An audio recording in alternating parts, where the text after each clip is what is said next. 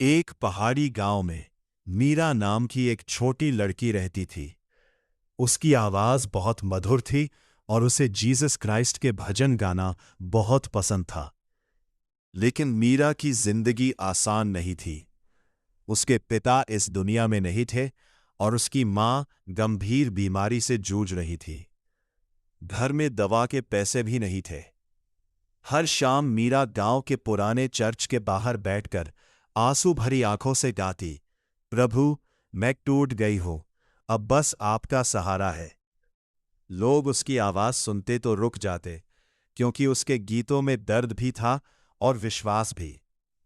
एक रात मां की तबीयत बहुत बिगड़ गई।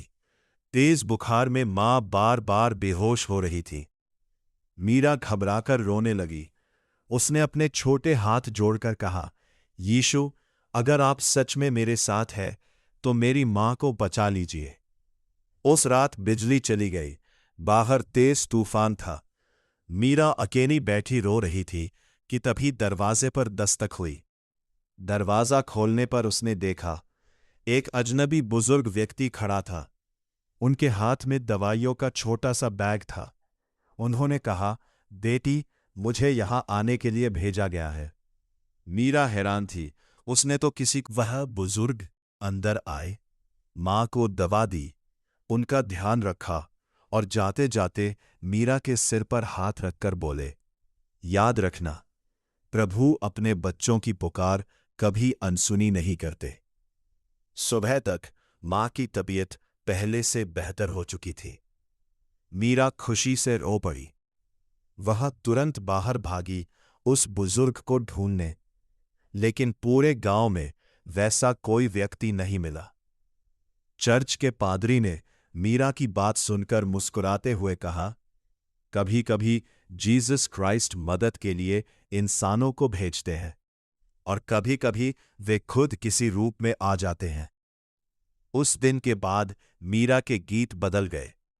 अब उसकी आवाज में केवल दर्द नहीं बल्कि आशा भी थी। वह गाती, जिसने आंसू पोंछे मेरे, वो यीशु आज भी जीवित है। अंधेरी रातों में भी उनके प्रेम के दीप जलते हैं। धीरे धीरे मीरा के भजन दूर दूर तक सुने जाने लगे। लोग कहते थे, उसकी आवाज सीधे दिल को छू जाती है। लेकिन मीरा जानती थी, उसकी आवाज में मिठास उसके गीतों की नहीं बल्कि प्रभु के प्रेम की थी।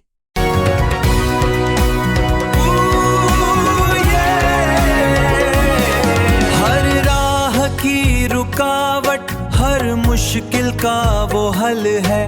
हर आंसू को बदल कर खुशियों से भरता कल है। वो मेरी जिंदगी में एक नया सवेरा लाता है।